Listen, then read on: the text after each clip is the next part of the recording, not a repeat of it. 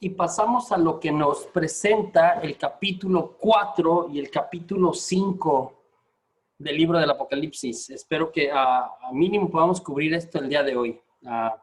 Si alcanzamos a llegar a los 7 sellos, empezaremos a hablar de los 7 sellos. Si no, mínimo quiero hablar de esto porque estos capítulos son claves, son esenciales en el estudio del libro.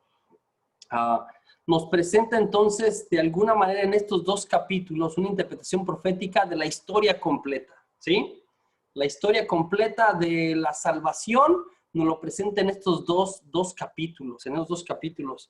Entonces, vamos a encontrar de alguna manera estas 2 facetas de la presencia de Dios. Una va a tener que ver con la creación, con todo el propósito de Dios desde el inicio, por supuesto, y una segunda faceta va a tener con la redención, la parte de la redención, la acción del Creador, del Padre, aunque crea el Hijo y el Espíritu Santo también están ahí al principio, pero la acción de la creación y luego la acción de la redención, de alguna manera.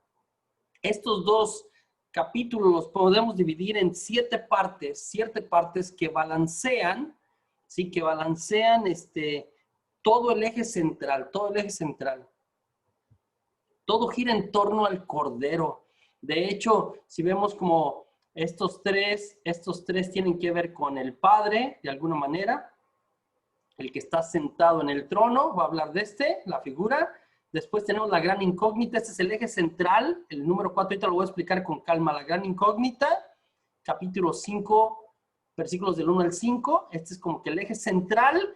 Y después la introducción del Cordero, ¿no? Entonces acá habla como de una liturgia dirigida al que está sentado en el trono, al Padre, al Creador, y luego habla del Cordero y una liturgia dirigida al Cordero, al Redentor, ¿sí? De alguna manera. Entonces está dividido en 2 grandes partes. La parte central, la parte clave, ¿sí? De estos 2 capítulos, está en el 5, capítulo 5 del 1 al 5. Es la clave de todo el texto de alguna manera que lo estamos determinando. Entonces, oscila entre la creación y la redención. Estas 2 se unen.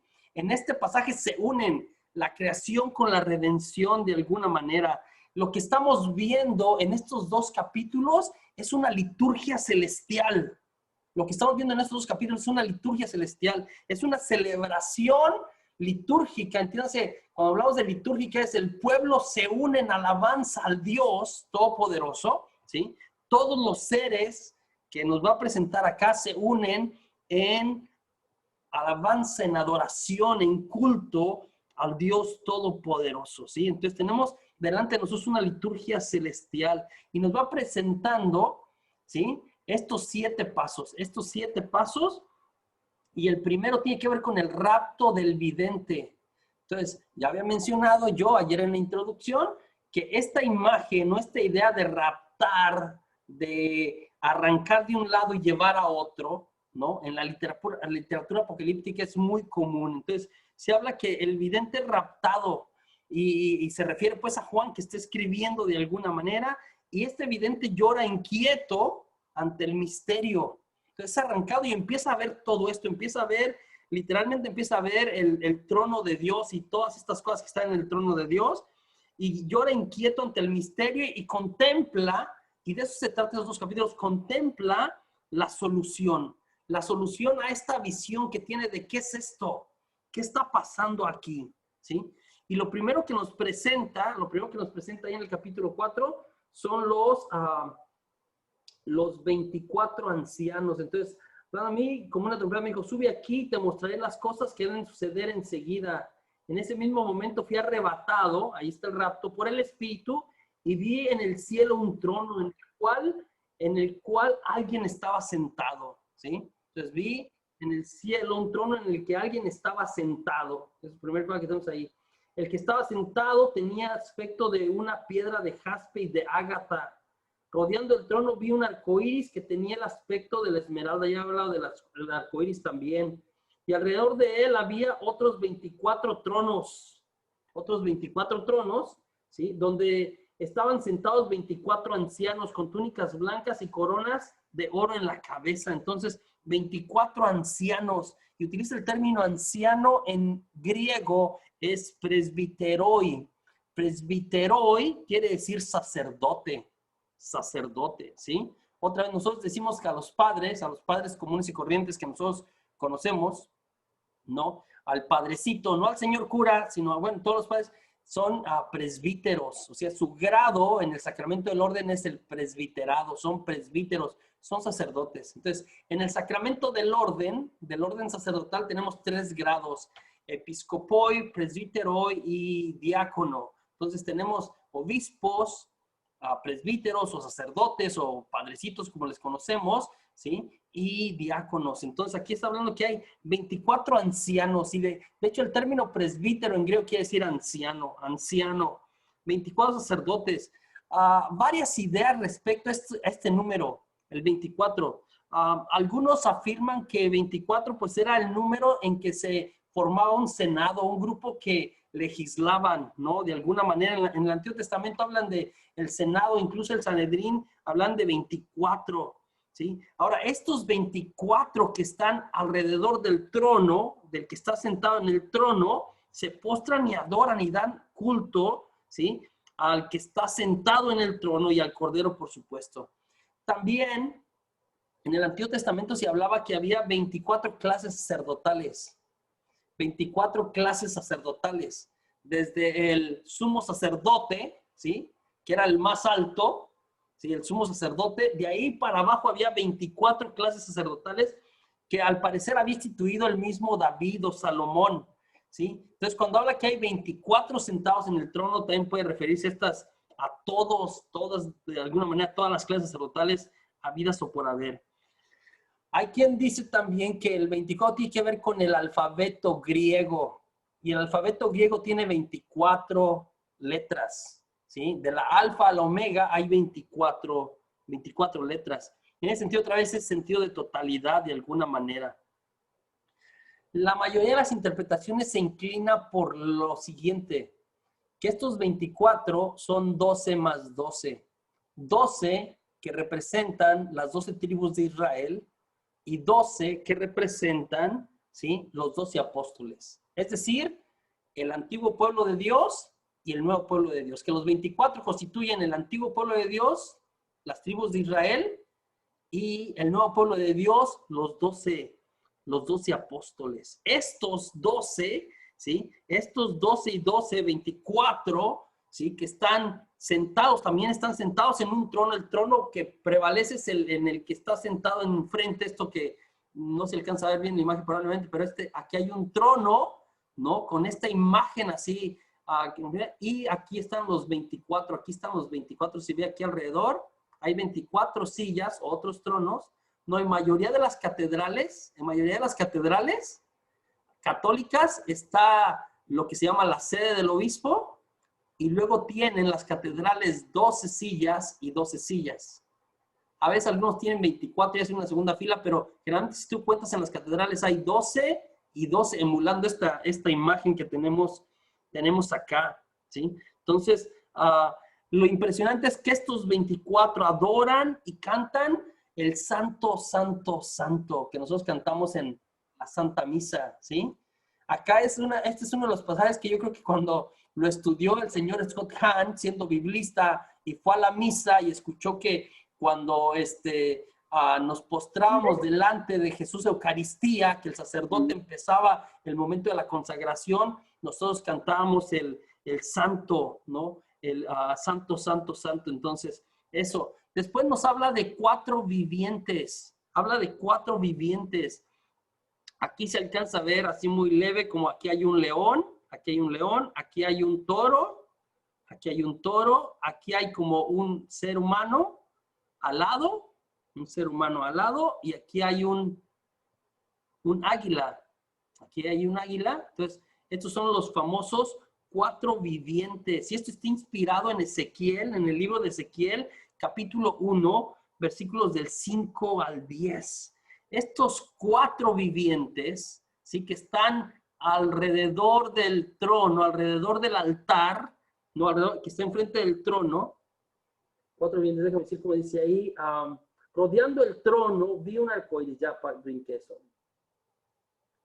Había 24 vivientes, los ancianos. Del trono salían relámpagos, voces y truenos. Y delante de él ardían 7 lámparas de fuego, otra vez el candelabro de 7 lámparas de fuego, que son los 7 espíritus de Dios.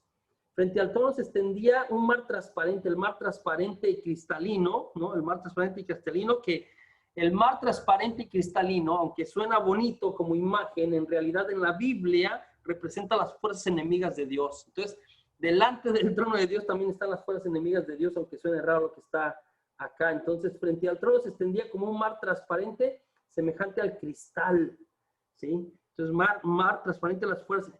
Siempre que hablamos de mar o de agua en la Biblia, son otros dioses o las fuerzas enemigas de Dios de alguna manera. Vamos a ver otra vez cuando se cruza el Mar Rojo, cuando se cruza el río para llegar a la tierra prometida, cuando los discípulos están con Jesús en la barca y sucede la tormenta, son las fuerzas enemigas de Dios. Entonces, después dice que en medio del trono y alrededor de él había 4 seres vivientes llenos de ojos, ¿no? Que pueden ver por delante y por detrás. El primer ser viviente era semejante a un león, el segundo a un toro, el tercero tenía un rostro humano y el cuarto era semejante a un águila en pleno vuelo. Cuando los 4 seres vivientes tenían 6 alas, cada uno de los 4 tenían 6 alas y estaban llenos de ojos por dentro y por fuera, y repetían sin cesar día y noche: Santo, santo, santo es el Señor, el Todopoderoso, el que era, el que es y el que ha de venir. Entonces los 4 vivientes, ¿sí?, nos hablan de alguna manera de las dimensiones del cosmos, rodean el trono, ¿sí? Representan en un resumen toda la creación. Ahora, también con estas 4 imágenes, se ha representado en muchas de nuestras iglesias los 4 evangelistas.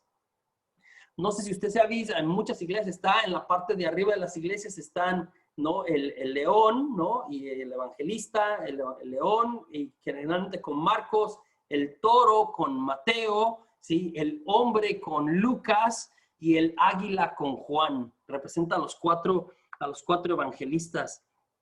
4 otra vez representa 4 puntos cardinales, toda la creación como tal también. Después habla de los 7 espíritus, o de los 7 espíritus que menciona aquí, otra vez se refiere a la perfección, ¿no? La perfecta manifestación del espíritu, el ardor continuo de la presencia de Dios activa, ¿no? Y cada vez que los seres vivientes daban gloria y honor y acción de gracia al que está sentado en el trono, al que vive por los siglos de los siglos, los 24 ancianos se postraban. Entonces, los 4 vivientes, ¿sí?, daban honor, gloria y acción de gracias, y mientras hacían eso, los 24 ancianos se postraban ante él para adorarlo y ponían sus coronas delante del trono. Entonces, tenían coronas, ¿no? Es la corona de la gloria, habían ganado la gloria, ¿sí? Y decían los 24 ancianos: tú eres digno, Señor y Dios nuestro, de recibir la gloria, el honor y el poder, porque has creado todas las cosas, ellas que existen y fueron creadas por tu voluntad. Este es un himno y es un himno que está dirigido al que está sentado en el trono. Es un culto dirigido al Padre que ha creado todo. Entonces tenemos 3 momentos aquí: el rapto del viviente, la introducción, y luego la descripción del sentado en el trono y lo que está alrededor del que está sentado en el trono, y luego cierra el capítulo 4 con el himno y culto al que está sentado en el trono, en los versículos del 9 al 11. En el 5, del 1 al 5, es la gran incógnita, y esta es la parte así como del sándwich de esta historia, ¿sí? Dice que después vi en la mano derecha de aquel que estaba sentado en el trono, la mano derecha del que estaba sentado en el trono, vi un libro escrito por dentro y por fuera y sellado con 7 sellos. Y vi un ángel poderoso que proclamaba en voz alta: ¿quién es digno de abrir el libro y romper sus sellos?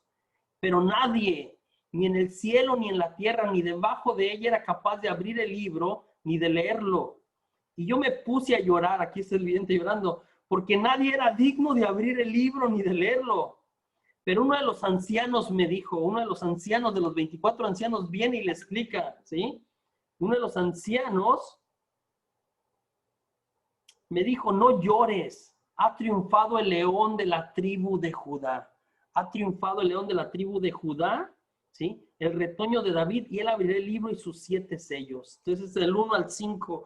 En el 5 nos presenta entonces esta parte, ¿no? Esta parte de la gran incógnita, la gran incógnita. Entonces, el anciano, ¿sí? Y el ángel de alguna manera guían y le explican al vidente lo que no alcanza a comprender, lo que no alcanza a comprender, ¿sí? Lo que no alcanza a comprender. Y aquí nos empieza a revelar al cordero. Entonces, en el versículo 6, entonces vi un cordero, ¿no? Nos presenta el cordero. Entonces vi un cordero que parecía haber sido inmolado, ¿sí? Entonces, un cordero inmolado. Nos va a presentar el cordero que ha sido inmolado, ha sido degollado.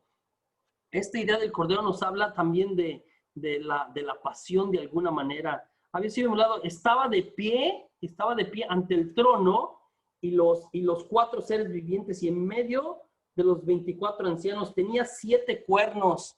Otra vez 7 es totalidad, perfección, todo. Y cuerno en la Biblia, cuerno en Apocalipsis es poder.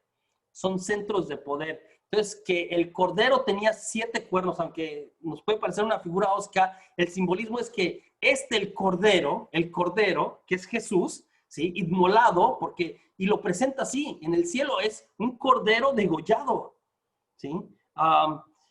Tiene todo el poder, es todopoderoso.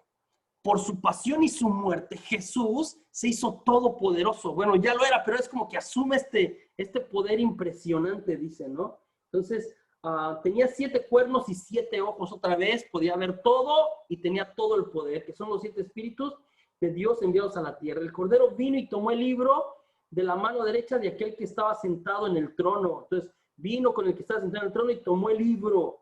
Cuando tomó el libro, los 4 seres vivientes y los 24 ancianos se postraron ante el cordero. Cada uno tenía un arpa y copas de oro llenas de perfume, que son las oraciones de los santos, y cantaban un canto nuevo. Entonces, aquí vieron un himno dirigido al que está sentado, y luego casi para cerrar nos van a hacer un himno de culto y de adoración al cordero. Tú eres digno, se dirigen al cordero, tú eres digno de tomar el libro y de romper sus sellos, porque has sido inmolado y por medio de tu sangre rescatado para Dios a hombres de todas las familias, lenguas, pueblos y naciones.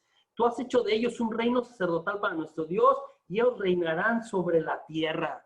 ¿Sí? Es el himno, aquí en el número 6, y culto al Cordero. ¿Sí? Entonces, está el trono y alguien sentado en el trono, que es el 3 veces santo, es Dios Todopoderoso, el Creador, una imagen muy infundida en el ambiente judío, el Dios inefable, y después está, por supuesto, también el Cordero. Entonces aparece el Cordero, y al final hay un canto para los dos, ¿no? La parte del Cordero, y habla del libro también. Dice, y después oí la voz de la multitud de ángeles que están alrededor del trono. Entonces regreso a la parte del trono, ¿no? Entonces todos estos aquí alrededor, una multitud todo alrededor, ¿no? Son ángeles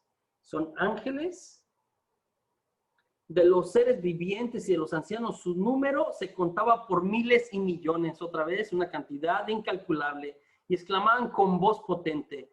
Y con voz potente van a hacer esta última parte, el canto al sentado y el canto al Cordero, el canto al Padre y el canto al Hijo. El Cordero ha sido inmolado, es digno de recibir el poder y la riqueza, la sabiduría, la fuerza y el honor, la gloria y la alabanza. También oí que todas las criaturas que están en el cielo, sobre la tierra, en el cielo, sobre la tierra y debajo de ella, ahora todas las criaturas, y acá nos recuerda la parte de la visión de la iglesia de alguna manera, todas las criaturas se unen, las que están en el cielo, que nos presentan en esta visión, las que están en la tierra y las que están debajo de la tierra, en el mar y todo lo que hay en ellos. Decían, al que está sentado sobre el trono, ahora se dirige a los dos, al que está sentado sobre el trono y al Cordero, alabanza, honor, gloria y poder por los siglos de los siglos, por los siglos de los siglos. Los 4 seres vivientes decían amén, y los ancianos se postraban en actitud de adoración. Entonces aparece, ¿sí? Aparece el Cordero, ¿sí? Aparece el Cordero como degollado, ¿sí? Que tenemos aquí, y es el que toma el libro, toma el rollo, es el único que puede tomarlo. De hecho, nadie más, ¿no? Empieza a llorar toma el rollo y es el que puede cumplir. ¿Qué quiere decir? Que él es el que lo toma. Él es el que puede cumplir y revelar los secretos divinos. Es el que le puede dar sentido a la antigua alianza. Todo lo que se dijo, todo lo que pasó, tiene sentido solamente en Cristo Jesús. Todo apuntaba hacia Jesús.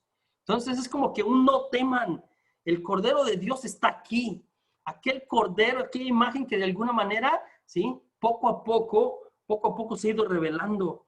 Él puede abrirlo y el poder abrirlo significa, ¿no? Aquí nos presenta como un libro, pero era más bien como un rollo, algo parecido a esto, ¿no? Voy a regresar ahorita. Más bien algo parecido a esto, ¿no? Si hablamos de un papiro, ¿no? O esto es más como un papiro, un pergamino, era más bien esto sellado con 7, 2, 4, 6, 7 sellos, ¿no?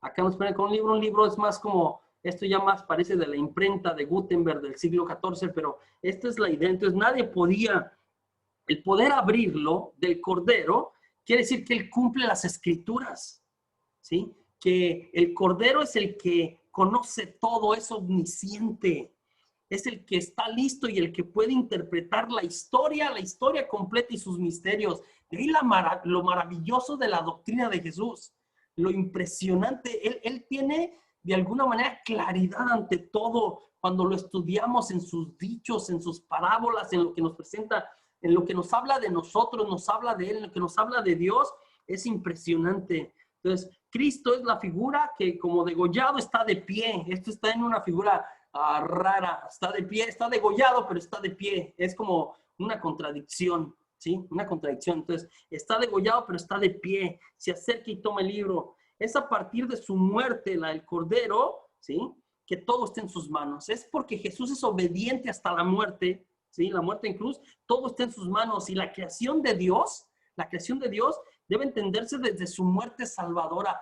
Todo confluye a este momento y todo parte de este momento. La muerte de Jesús transforma la historia, la traspasa, le da un sentido nuevo. Todo puede ser explicado, entendido a la luz de la muerte del Cordero. A la luz de la muerte del Cordero. Quiero cerrar que entendamos esta figura, porque era una figura muy importante en la teología de los judíos. Yo le recuerdo toda la cuestión del Cordero comienza, algunos han escuchado de mí esta explicación, pero comienza con la última plaga al salir de Egipto. La última plaga consistía en la muerte de los primogénitos, de los egipcios, los primeros nacidos, tanto de los hombres como sus animales. Y para que esta plaga no caiga y sean rescatados y después liberados, ¿sí? Rescatados de la plaga y después liberados de la opresión de Egipto, para que no caiga sobre ellos, Dios les pide que a la noche de la Pascua busquen un cordero, ¿sí? Un cordero sin mancha de un año, ¿sí? Lo sacrifiquen y con la sangre del cordero, mira qué interesante, con la sangre del cordero, ¿no? Mojen o llenen los dinteles de sus puertas y de sus ventanas. Entonces, para cuando pase el ángel que va a acabar con los primogénitos de Egipto, ahí no toque a nadie. Entonces, es esta sangre, la sangre del cordero, que los salva de la muerte de los primogénitos, de la muerte de los primogénitos. Y a partir de ahí, ¿no? Es el panásimo y luego esto es una figura tan impresionante, tienen que comer el cordero. ¿No? Este cordero, entonces la sangre se riega, se ofrece en sacrificio, se cocina y se come. El cordero se come, ¿sí? Es parte de la cena de Pascua, a la par con las hierbas amargas que se agregan durante el pasaje del desierto y luego el panásimo porque no hay tiempo para que se fermente, etcétera. Las copas, las famosas 4 copas que nos habla en el libro de la cena del cordero el doctor Scott Hahn, las 4. Entonces, en la cena pascual había 4 copas, ¿sí? 4 copas. Se pasaba 4 veces. Es todo un rito, ¿no? Y es todo un rito familiar, es impresionante, ¿no? Algunos todavía en la cena de la Pascua hacen como una emulación de esto. Los judíos hasta el día de hoy lo viven. Entonces, 3 copas se toman y una se tira. Los judíos, de hecho, la tiran hasta el día de hoy, que es la 4ª copa, que es la copa de la redención, ¿no? El cáliz de la redención. Bueno, estas en este momento, entonces, se sacrifica el cordero. A partir de aquí, a partir de este momento, del momento de la Pascua, no estamos hablando más o menos, creo que 1250 años promedio, 1250 años antes de Cristo, ¿sí? Bastante tiempo. Estamos hablando que en el pueblo judío llevan por tradición 3250 años celebrando esto promedio, ¿sí? Más o menos. Se convirtió en la fiesta principal. Fue una fiesta de liberación, ¿sí? Y la figura del Cordero quedó ahí, en la cabeza de los judíos, y era muy importante. Cada año, en las mismas fechas, celebrarán la Pascua a los judíos. A partir de esa primer Pascua hasta el día de hoy. ¿Sí? Hasta el día de hoy celebrarán la Pascua. Y varios de sus elementos serán los mismos. La Pascua se convierte en un memorial. Y para el judío, memorial, en griego decimos anamnesis. Para el judío, memorial no es algo que repites. Para el judío, memorial es algo que vuelves a vivir. Es como que entras a ese momento. No sé si tiene sentido lo que estoy diciendo. No es algo que recuerdas, no es un relato, no es una historia que cuentas, no es como que repites algo nada más, como alguna... No. Para el judío, cuando celebra la Pascua, es como si esa noche fueran a ser liberados. Le recuerda la liberación, pero es gracias a esa liberación que ellos son libres. Entonces, es como si fueran a ser liberados esa noche, esa misma noche. ¿Sí? Por siglos celebran la Pascua, así, ¿no? Celebran la Pascua. En tiempo que se construye el templo, entonces los corderos para el sacrificio de la Pascua eran sacrificados en el templo. Y había un lugar grandísimo, porque eran miles y miles de corderos que eran sacrificados el 14 de Nisan. Ahora les recuerdo otra cosa. Los judíos tienen un calendario diferente a nosotros, los cristianos, ¿sí? Nosotros en Occidente tenemos un calendario greco-romano, ¿sí? Que heredamos de los griegos y los romanos. El calendario que nosotros tenemos es un calendario solar, se guía por los ciclos del sol, ¿sí? 12 meses, cada día tiene más o menos entre 30 días promedio, 31, febrero 28 o 29 cuando es bisiesto. Entonces, se guía por los ciclos del sol. Los judíos tienen un calendario lunar distinto al nuestro, se guía por los ciclos de la luna, El primer mes judío es, ¿sí? Siempre parte de la primer luna llena de primavera. El plenilunio de primavera, la primer luna llena de primavera es la que rige el primer mes judío. Y la primer luna llena de primavera se muda, cambia de fecha, no siempre es en los mismos días, ¿sí? Cambia la primer luna de primavera, y la primera luna de primavera generalmente hace luna llena el 14 de Nisan. Entonces, partiendo de eso es que se rigen más o menos los meses. Pero recuerdo, el primer mes judío se llama Nisan, como parecido con los carros, doble S, Nisan como los carros, ¿sí? Es el primer mes judío, no es enero. Y aquí, por ejemplo, ya hay un error y hay una cuestión también apologética. A veces algunos evangelistas, sobre todo, algunos hermanos evangelistas, dicen como que nosotros celebramos la Navidad en el mes equivocado, porque dicen que, y leen literalmente, ¿no? Van a leer en el Evangelio de Lucas que el ángel visitó a la Virgen en el primer mes del año. Y entonces leen primer mes del año, primer mes del año, yo lo estoy leyendo, primer mes del año es enero para mí, pero acá está hablando primer mes del año judío. El primer mes del año judío es Nisan, y Nisan es cerca del plenilunio, la primera luna llena, ¿sí? De primavera. La primera luna llena de primavera cae siempre, ¿sí? A finales de marzo, principios de abril, mediados de abril, a veces casi hasta finales de abril. Entre ese tiempo se mueve, que es cuando se mueve también nuestra Semana Santa, porque aunque nosotros tenemos un calendario solar, nosotros celebramos la Semana Santa de acuerdo a cuando la celebran los judíos, ¿sí? En nuestro calendario, pero de acuerdo a cómo se rigen el de ellos. Entonces, esta fiesta se celebra cada año, ¿no? En el mismo mes, y hay todo un rito. Los judíos se preparan para la Pascua comenzando el mes de Nisan. El día 10, en tiempo de que existía el templo, yo recuerdo que el templo ya no existe desde hace 2000 años, en tiempos que existía el templo, el día 10 de Nisan, ¿sí? Los judíos, bueno, empezando el mes, iban en peregrinaciones grandísimas de todos los lados, ¿sí? Donde estaban los judíos que podían llegar a Jerusalén, y subían a Jerusalén, porque es otra idea importante. El judío cuando va a Jerusalén siempre sube, Jerusalén representa el lugar espiritual para los judíos. Entonces, cuando iban a Jerusalén, los judíos siempre subían. Entonces, por eso el salmista va a decir, subamos al monte del Señor, porque ir a Jerusalén es subir, siempre subir. Aunque geográficamente, estoy pensando, si estás en Nazaret y vas a Jerusalén, geográficamente bajas, pero si es Jerusalén, el judío siempre sube a Jerusalén, siempre subían a Jerusalén, ¿sí? En esos primeros días, y el día 10 entraban a Jerusalén. El 10 de Nisan entraban a Jerusalén, el día de la entrada, el 10 de Nisan. Y el 10 de Nisan, lo que hacían era presentar al Cordero por primera vez. Entonces, el Cordero que iba a ser inmolado el día 14 era presentado el día 10, ¿sí? Y el día 10 hacía el comienzo de cinco presentaciones del Cordero. El Cordero tenía que ser inspeccionado, ¿sí? Que estuviera sin mancha, que fuera el Cordero más perfecto que podía haber, ¿no? Cada familia traía uno, para que fuera ofrecido el día de la cena de Pascua, en este memorial. Entonces, el 10, el 11, el 12, el 13, el 14, perdón, sí, el 14, por 5 días, el Cordero inspeccionado todos los días a la misma hora, ¿sí? A la hora tercia, ¿no? De los romanos, que son las 9 de la mañana, la hora tercia a las 9 de la mañana, ¿sí? Eran inspeccionados todos los corderos. Todos los días a las 9 de la mañana eran inspeccionados.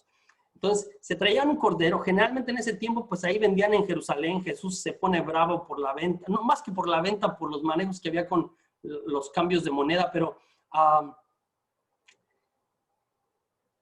podías comprar tu cordero ahí y te daban un cierto como vale de calidad. Entonces, si el cordero no servía, si tenía alguna cosa mala, podías venir y te daban otro. Pero más antiguamente, de hecho, la gente cuando no había venta, llevaba varios corderos. Porque el cordero tenía que ser sin mancha, de un año sin mancha. Entonces, si por ejemplo el día 12 el cordero le daba una infección en los ojos al cordero y el sumo sacerdote detectaba que el cordero tenía una infección en los ojos o le daba diarrea al cordero, era presentado y el sumo sacerdote o los sacerdotes que inspeccionaban los corderos es como que este no sirve. El cordero tenía que ser sin mancha, completamente sano, ¿sí? Era inspeccionado del día 10 al día 14. El día 14 era la última inspección del cordero, a las 9 de la mañana. Última inspección. Si en la última inspección era declarado sin mancha, ese cordero iba a ser sacrificado. Ahora, el sacrificio del cordero era siempre a las 3 de la tarde comenzaban el sacrificio de los corderos, ¿sí? Entonces, la hora nona. Entonces, la hora tercia son las 9, la hora sexta son las 12, la hora nona a las 3 de la tarde. A las 3 de la tarde era que sacrificaban a los corderos. Eran degollados. Y la sangre del cordero entonces era ofrecida en el altar de los sacrificios, ¿no? Para pedir perdón por los pecados de la gente. Esto hacían cada año, ¿sí? Cada año. Y te digo, hasta el día de hoy, bueno, ya sin templo, por supuesto, lo siguen haciendo. ¿Qué pasa con Jesús? Y mira, para que entiendas la figura de, aquí dice, Ecce Agnus Dei, he aquí el Cordero de Dios, he aquí el Cordero de Dios. Entonces, este cordero fungía como aquel que les había rescatado, aquel que representaba la liberación, representó una fiesta y al final se lo comían. ¿Qué pasa con Jesús? La noche del 14, la noche anterior del 14 o del 13, Jesús es arrestado. Jesús es arrestado. Y si lees con calma, mira, Jesús entra a Jerusalén el día 10. Dios santo. Jesús entra a Jerusalén el día 10, el mismo día que eran presentados los corderos, el primer día. Si tú lees con calma los evangelios, Jesús entra a Jerusalén para cenar la Pascua el último año, la última semana de vida de Jesús, entra a Jerusalén el día 10. ¿A qué viene Jesús a Jerusalén? A celebrar la Pascua con sus discípulos, ¿sí? Entra a Jerusalén y lo reciben y le hacen el rito de Hosana al Hijo de David, bendito el que viene en el nombre del Señor. Ya Juan el Bautista, cuando lo bautizó, señaló y dijo, Él es el Cordero de Dios. Nadie entendió lo que dijo Juan el Bautista. Sí, nadie entendió hasta este momento que va a pasar los días santos. Entonces, el día 10 entra Jesús y si lees con calma, sobre todo el Evangelio de Lucas, dice que a Jesús, mira, lo estaban observando. Los sumos sacerdotes en estos días que está en Jerusalén lo estaban observando, ¿sí? Lo estaban cuidando, lo estaban analizando. Viene a celebrar la Pascua, ¿sí? Lo están cuidando. El día 13 por la noche es arrestado, es procesado, ¿sí? Es procesado en la noche, acusado injustamente, ¿sí? ese día en la noche, no pueden procesarlo. Finalmente lo llevan a Pilato el día 14 por la mañana, al amanecer como a la hora cero, a la hora cuando empieza el día para los romanos era a las 6 de la mañana. Entonces muy tempranito, no muy tempranito al amanecer, lo llevan a Pilato. Pilato habla con él y hace todo un diálogo con él al amanecer, por qué te quieren linchar, etcétera, etcétera. Impresionante. Pilato sale al enlosado a las 9 de la mañana. Mira nomás, otra vez.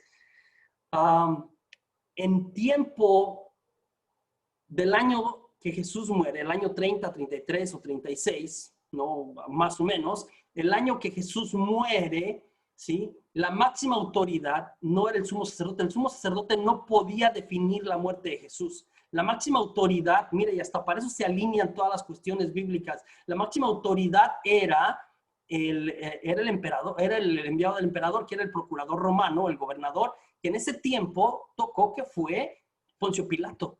Entonces llevan a Pilato a Jesús, ¿sí? Para que él haga el proceso, ¿sí?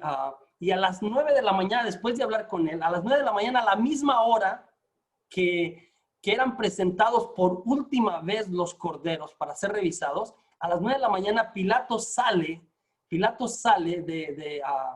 del lugar donde reside, sale al enlosado y presenta a Jesús. Y presenta a Jesús y dice lo siguiente, esto es maravilloso. Dice, no tiene culpa. No tiene culpa. En otras palabras, no tiene mancha. Jesús no tiene mancha. ¿Sí? Empiezan a gritar, se ponen más bravos, terminan flagelando a Jesús, se alarga todo por ahí del mediodía, sucede lo de la crucifixión, más o menos por un espacio de 3 horas tiene que cargar con la cruz rumbo al Gólgota, ¿no? Todo un proceso de dolor, el cuerpo totalmente destruido, impresionante. A las 3 de la tarde, la hora nona, cuando los corderos eran degollados para la cena de la Pascua, para la celebración de la Pascua, a las 3 de la tarde, cuando el cordero era degollado, Jesús muere en la cruz. Jesús es el Cordero de Dios. Jesús es el Cordero de Dios, el que quita los pecados del mundo. El que quita los pecados del mundo. Impresionante, dirá Scott Hahn, el cordero se tiene que comer. Y aunque suene extraño y medio canibalista, ¿no? De alguna manera, pues nosotros en la Eucaristía comemos el cuerpo de Cristo. Él se da en alimento. Igual no es carne, no es cordero, no celebramos como eso, pero Él se quiere quedar y dice en la última cena, esto es mi cuerpo, esto es mi sangre, que será entregada por ustedes. Anuncia lo que ya viene, pero deja en el vino que se transforma en su sangre y en el pan que se transforma en su cuerpo. Esto es mi carne, esto es mi sangre. Coman, esto es alimento de vida eterna, de vida eterna. Este cordero que es capaz de hacer la voluntad de Dios hasta el final, ¿sí? Otra vez, y aquí vemos esta parte de la antítesis de la historia. Adán, el primer hombre, fue llamado a vivir en la voluntad de Dios y no pudo vivir. No pudo vivir en la voluntad de Dios, la rompió y por eso empezó todo el caos de la humanidad. Tuvo que venir un segundo hombre, ¿no? Jesús, o Dios que se hace hombre, ¿sí? Y es por su obediencia, por su sí, por su entrega, por su no rajarse, no desviarse de la voluntad de Dios, que entonces surge una nueva creación. Y que aquellas gracias perdidas ahora son recuperadas. Y es el Cordero de Dios que nos presenta Apocalipsis en el capítulo 4 y capítulo 5, el que puede abrir el libro, ¿sí? Y quitar sus sellos y explicar la historia. Él, el Todopoderoso, el Todopoderoso. Vamos a dejar hasta ahí. Mañana vamos a retomar y vamos a empezar a hablar de los sellos. Vamos a hablar de los sellos en el capítulo 6. No vamos a empezar a hablar de los sellos, de cada uno de ellos, y de una vez a lo mejor la primera parte de los sellos y luego hablamos de las trompetas que se van abriendo. Entonces, mañana hablamos de esto. Los primeros 4 sellos serán los 4 jinetes, pero De eso vamos a hablar el día de mañana.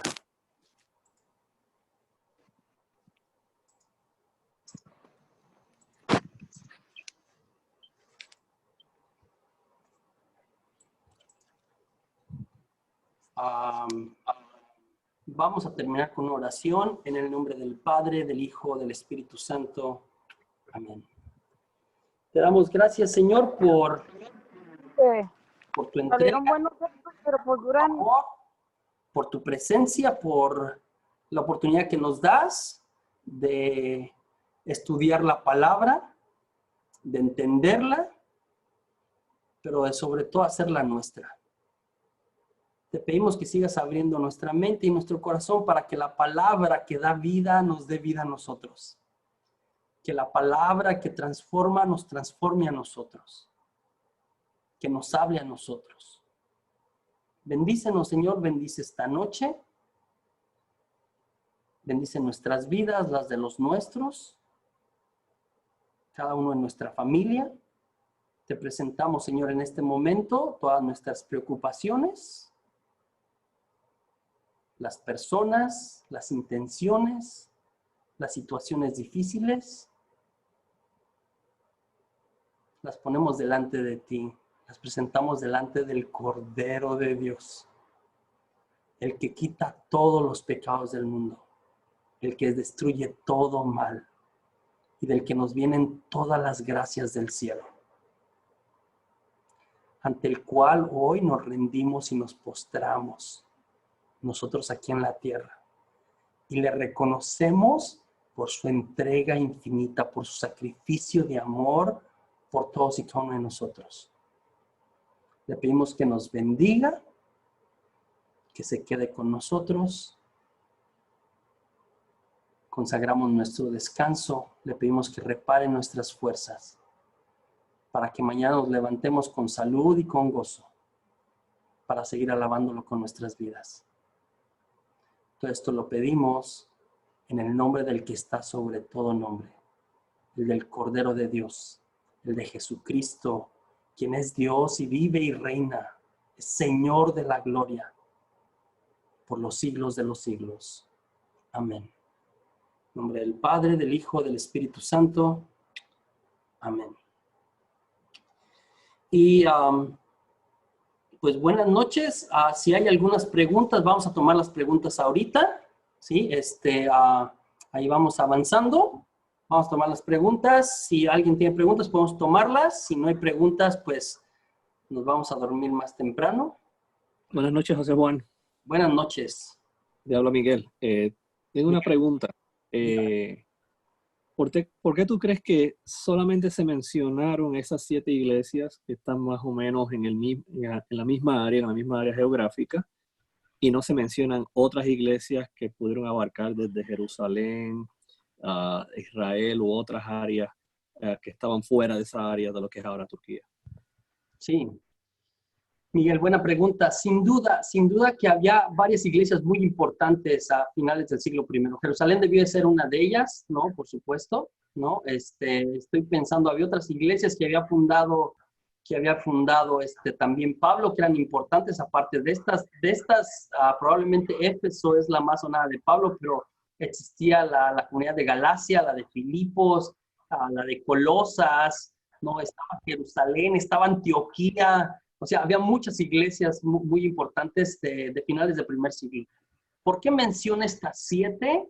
Porque acá es donde estuvo el vidente, acá es donde estuvo Juan, es donde fue obispo, y entonces se dirige a estas 7 iglesias. O sea, es la parte de Asia Menor y es donde al parecer vivió sus últimos años, ¿no? El evangelista Juan, ¿no? Con María, y es donde él estuvo y es donde dirige su mensaje. Ahora, yo mencioné, ¿no? No sé si ayer o hoy al comenzar, estas 7 representan a toda la iglesia, porque el 7 en la Biblia significa plenitud, totalidad, ¿no? Entonces, el utilizar 7, porque bien pudo haber hecho 5 u 8 o agregar alguna más, pero utiliza el 7 intencionalmente el escritor para representar la plenitud de la iglesia. Aunque este mensaje va dirigido a las 7 iglesias, en realidad va dirigido a la iglesia con mayúscula, a toda la iglesia o a cualquier iglesia que esté viviendo de alguna manera la doctrina de Jesús. Pero sí, por eso es que se escogen estas 7, ¿no? Y no están incluidas algunas otras. Tiene que ver con el contexto cultural y religioso de aquel que está presentando el libro. Si hubiese sido Pablo, hubiera presentado Corinto, Éfeso, Colosas, Filipos, pero es Juan. Entonces Juan estaba relacionado con Asia Menor. Marimer Ramas. Buenas noches. Buenas noches. Me gustaría si me puede decir qué significan las letras que están debajo sobre el libro donde está el Cordero, que son B, C, P, C, E, O, M. Las letras donde está el Cordero no tienen un significado. No tiene significado. Ok. No tiene un significado. Mañana voy a hablar de los sellos. Son los sellos. Entonces, a lo mejor son las iniciales de lo que va a alguno de los sellos. Los 4 son jinetes y son colores. Entonces, no sé si tiene que ver con los colores. Los No, esto tiene colores y cada uno. 7. ¿Eh? 7 letras. Son 7 letras. Sí, son 7 letras, pero no creo que tiene que ver directamente con cada uno de los sellos. Yo creo que pusieron, no lo sé. Ok. Porque Disculpe. el primero es el jinete que viene en el cabello blanco, ¿no? Pero luego ya no coinciden las letras. No sé qué significan, honestamente. El que pintó esto, yo le recuerdo, más que un libro como esto que vemos aquí, es como el que le presenté, que es más como un rollo y está sellado. Es un pergamino. Sí, un pergamino. Ok. Gracias. Lucero. ¿Me podrías repetir los nombres de los evangelistas, de la representación que le da la Biblia a los evangelistas? Por ejemplo, Lucas. Entonces, Marcos es el león, porque comienza su evangelio en el desierto. Y asumimos que el león, en esta zona del Medio Oriente, habita en el desierto, ¿no? En la parte desértica. Entonces, comienza con la predicación de Juan el Bautista, es en el desierto. El evangelio de Marcos, de hecho, no comienza con la infancia, comienza con Jesús ya adulto y comienza presentando primero a Juan y Juan está en el desierto. Entonces, se le representa con un león, ¿no? Como dice en inglés, the wild, ¿no? ¿Cómo se dice? Se me fue el nombre en español. Salvaje. Lo salvaje, sí, la parte salvaje. Gracias, Georgina. Y luego tenemos un buey o un toro, ¿no? Y representa a Mateo. Porque está lleno de cuestiones del sacrificio, ¿no? De sacrificios. Quien lo escribe, Mateo otra vez, está a la comunidad de, ¿cómo se llama?, del judio-cristiana. Los sacrificios eran parte de su vida. Entonces el toro es parte de esto. Habla de la anunciación del nacimiento de Juan el Bautista. Comienza Mateo hablando de la anunciación de Juan el Bautista, que de alguna manera a Zacarías, a su papá que trabaja en el templo, que está acostumbrado a los sacrificios, no le revela que va a tener un hijo después de que no había tenido hijos. Entonces por eso utiliza un toro que representa el templo, que representa a Zacarías, que es como empieza más o menos el evangelio de San Mateo. Y luego tenemos a Lucas, que es la figura de hombre, un hombre alado, ¿no? Que es representado con un hombre alado, San Lucas, por la figura que nos presenta de Jesús de alguna manera, ¿no? De Jesús que se acerca, que es más humano, más misericordioso, una serie de cosas, figuras de Dios más concretas. No me acuerdo concretamente algunos significados que tengo por ahí. Y el cuarto y el último es el águila. Gracias. Es el águila que representa a Juan y tiene que ver con su teología. Juan empieza como muy, muy elevado, ¿no? Entonces es representado con el águila que representa esta cristología descendente de Juan, esta presentación de Jesús desde una teología muy profunda, ¿no? En el principio era la palabra y la palabra estaba con Dios, etc. Eso. Ahora sí, Omar. Fíjate que esta traducción de esta Biblia que tengo yo es de San Jerónimo. Abajo, en el pie de página, dice ahí quién es cada cual, ¿verdad? Pero lo representa un poquito diferente. Dice que Mateo Mateo es el que se le simboliza por un hombre, porque inicia su texto narrando la humanidad de Jesús, ¿verdad? Dice que Marcos, por un león, por lo que ya explicaste del león de Judá, lo que tiene que ver con en el desierto con Juan, el Bautista. Es el toro, porque Sí, empieza con el relato de la anunciación de nacimiento de Juan a Zacarías. Sí, perdón, ahí confundí. Entonces, Lucas es el toro y Mateo es el hombre, porque empieza con la genealogía de Jesús. Sí, perdón. así es, Gracias. así es. Gracias, Omar. Y preguntas, pues muchas, pero yo creo que faltaría tiempo. Ahí después, ahí con el tiempo, te las voy a ir escribiendo para ver si me das una ayudadita con eso. Sí. Muchas gracias, yo también, muchas gracias. Bueno, ¿alguna otra pregunta? Otra vez, el libro es fascinante. De verdad, cuando empiezas a entender hasta una cosita, es como que wow. O sea, es como, es fascinante, ¿no? Empieza a cobrar sentido algo que a veces es como misterioso. ¿O qué es eso? Empieza como, qué padre. No Me empieza, dejó empieza a impresionado tomarles. la coincidencia de los horarios de las 9 de la mañana y las 3 de la tarde y los sacrificios, la inspección del cordero. Quedé súper impresionado con esa comparación, esa sincronía. Para aclaración para Maribel, el cordero encima del libro, con los sellos, es una representación más moderna de lo que es un rollo, y es el arte interpretado, creo yo, renacentista, o en los tiempos que empezaron a pintar obras, representaban el rollo como un libro, y esos 7 letras serían los sellos. No sé qué significa cada letra, pero sí la representación un poquito moderna de lo que es el rollo del libro. Acá hay una pregunta interesante que no sé si tengo a ciencia cierta todo claro, pero ¿por qué para algunas personas es más importante la oración a las 3 de la mañana y no a las 3 de la tarde? Las 3 de la tarde es un momento muy importante de oración para los cristianos, ¿no? Acá rezamos la coronilla de la Divina Misericordia. La coronilla de la Divina Misericordia, y rezamos, y la coronilla de la Divina Misericordia tiene que ver con este momento, con el momento de la pasión y la muerte de Jesús y todo lo que nos ganó, ¿sí? Es un momento muy importante. Ahora, a las 3 de la mañana, el opuesto de las 3 de la tarde, a menudo es un momento de batalla fuerte y de tentación. Es más bien las 3 de la tarde es de victoria de Jesús sobre todo mal, y las 3 de la mañana es momento de batalla espiritual y de tentación, ¿sí?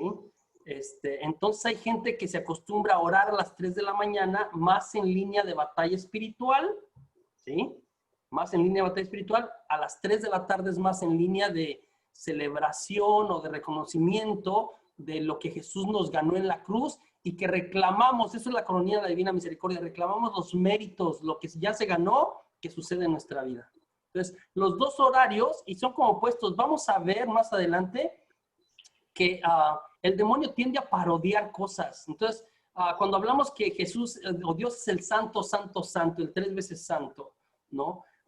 Él va a ser 3 veces el 6, lo opuesto. Entonces, hay varias cosas que se aplican a Dios, que el demonio de la manera opuesta a veces también las relaciona. Entonces, no sé si esta de las 3 de la mañana tiene que ver con eso, pero sí está como notificado, y mayoría de los monasterios antiguos era una hora que se levantaban a orar, pero tenía connotación de batalla espiritual, la oración de las 3 de la mañana, ¿no? Ahora hay gente que lo sigue haciendo, ¿no? Pero va por esa línea. Aquí en Radio María rezan el rosario a esa hora. El primer rosario es del tiempo que te toca, o sea, del día que toca. Por ejemplo, hoy martes se rezó el del Dolores, pero es siempre, es a las 3 de la mañana el rosario aquí en Radio María. ¿A las 3 de la tarde? No, a las 3 de la madrugada. Sí. Siempre. Sí, hay ciertas oraciones que se hacen a las 3 de la mañana. Tiene que ver con la sangre preciosa, algunos. Otra vez, esta hora, en relación a la vida de Jesús, estaba preso, fue después del juicio, estaba preso para que lo llevaran si lo relacionamos con las últimas horas de Jesús, era momento de agonía, era momento de incertidumbre, iba a ser llevado, pero a las 3 de la mañana generalmente hay gente que se despierta a las 3 de la mañana, es muy raro. Y es como que a las 3 te despiertas y a veces de batalla espiritual. Hay gente también que ha experimentado que es para pedir por alguien y te revelan como que en ese momento es extraño.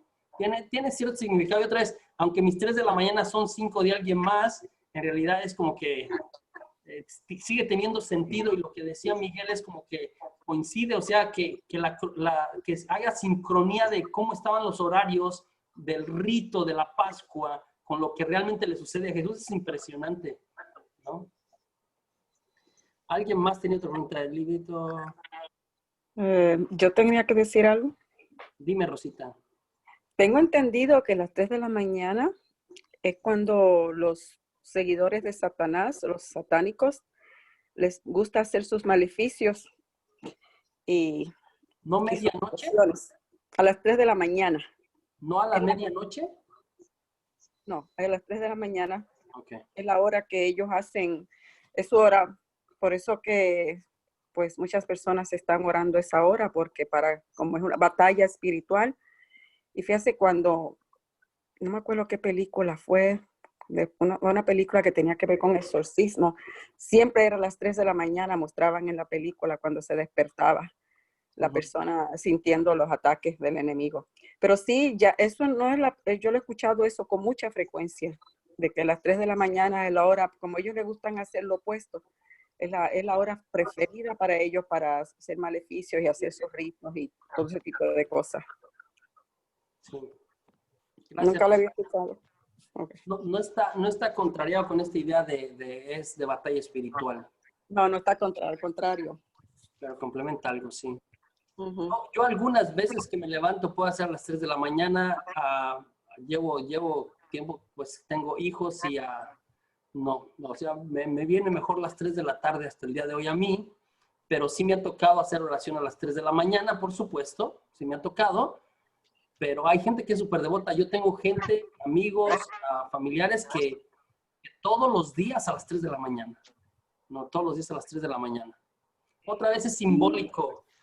Cuando en los monasterios se reza cada hora y otra vez se reza a las 3, se reza a las 6, se reza a las 9, se reza a las 12, se reza a las 6 de la tarde y luego antes de dormir, eran las horas como que, y en los monasterios fue donde se empezaron como a hacer oficiales las horas y los momentos de acuerdo a alguna conexión espiritual.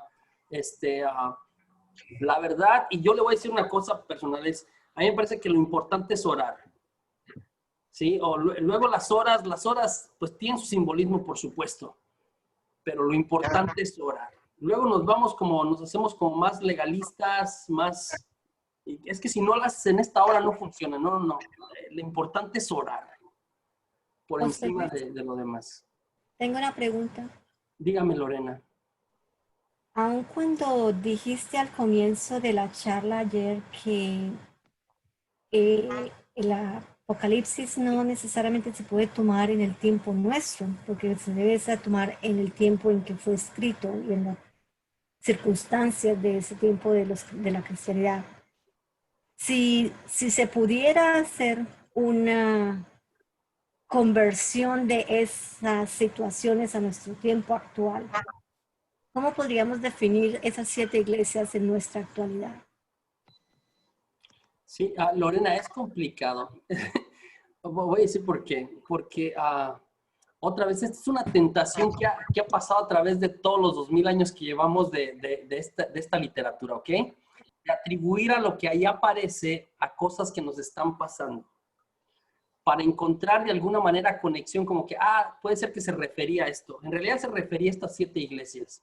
Pero si queremos entender el mensaje de acuerdo a lo que yo les expliqué ahorita y a lo que explica la mayoría de los exégetas, este mensaje de las 7 iglesias se aplica a toda la iglesia.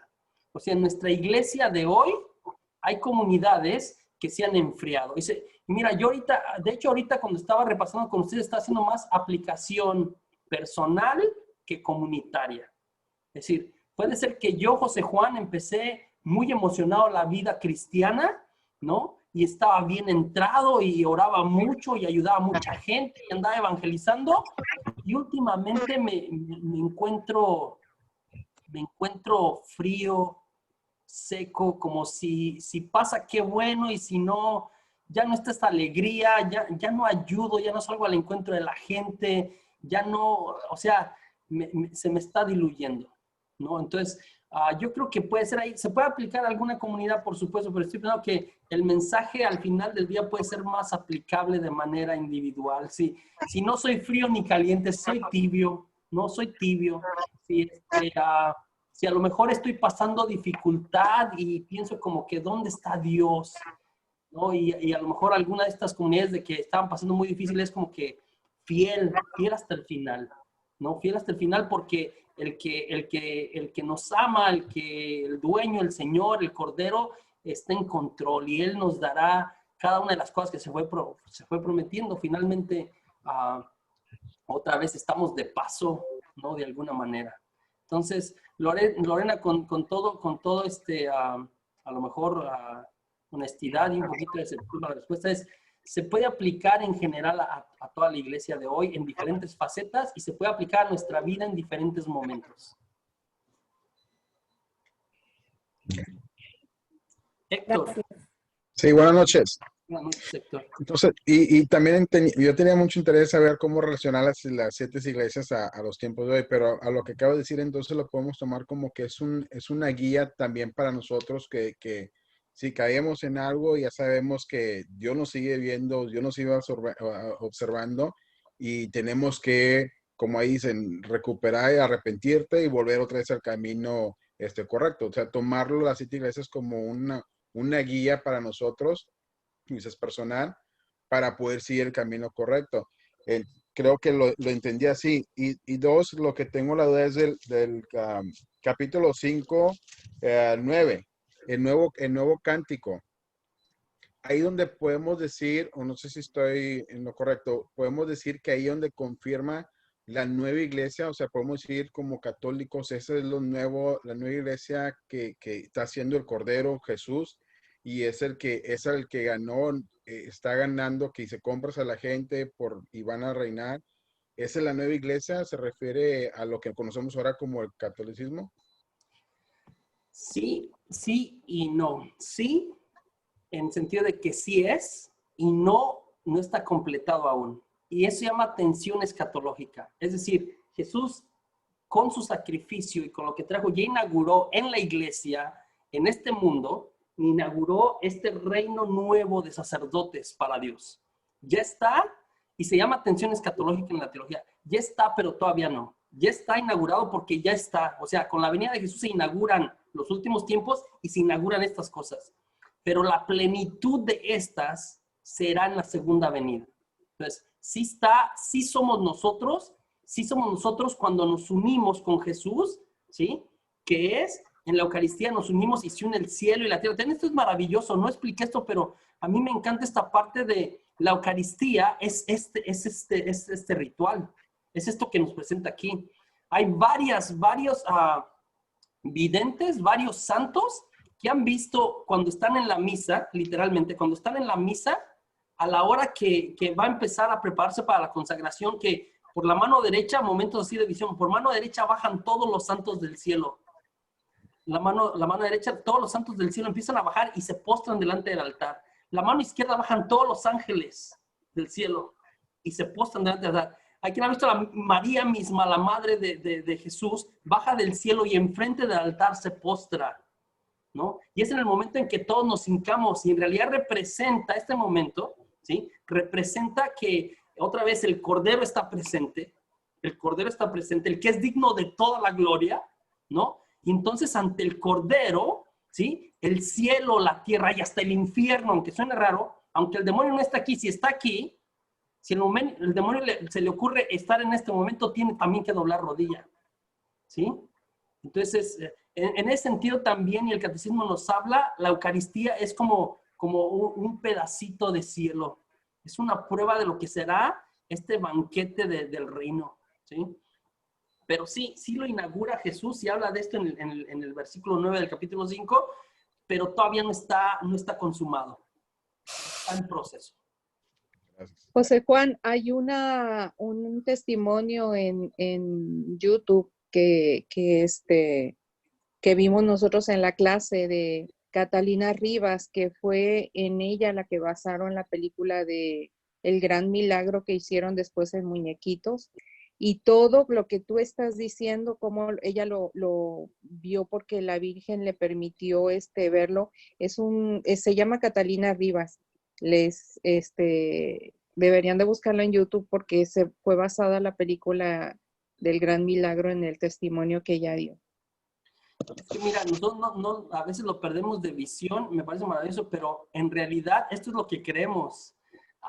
Estas visiones nos permiten como solidificar nuestra fe, pero esto lo hemos creído siempre, o sea, realmente se une el cielo con la tierra, ¿no? Una cosa, por ejemplo, que a mí me consolaba mucho después de la muerte de papá, ¿no? Mi hijo, el de medio, extrañaba mucho a papá, yo lo extrañé mucho, ¿no? Bueno, todavía lo extraño, no sé si algún día voy a parar de extrañarlo, pero una cosa que me consolaba mucho y que yo lo hablé con mi Diego era como que, Diego, vamos a la misa y ahí va a estar papá. Porque en la misa se une el cielo con la tierra. O sea, ahí nos unimos con todos los que amamos, ¿sí? Es el momento de gloria y de presencia más maravilloso. Se une el cielo, la tierra, todo.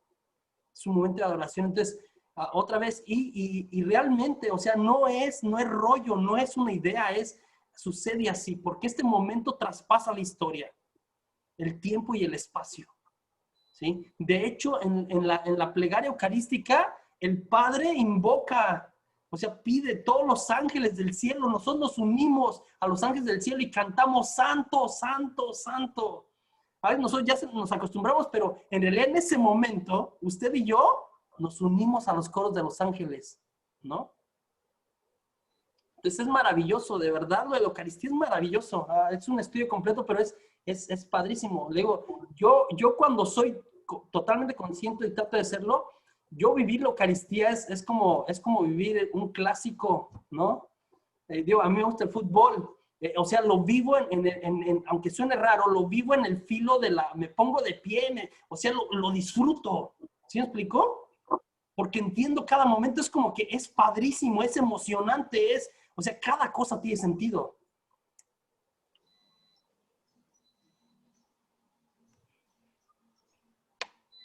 Vamos, si no hay preguntas, vamos a ir a descansar. Buenas noches a todos. Nos vemos mañana. Vamos a hablar de los sellos y de las trompetas, ¿vale?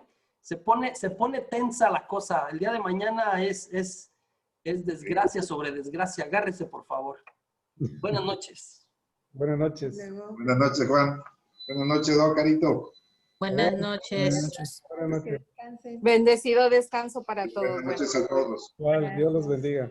Igualmente, gracias.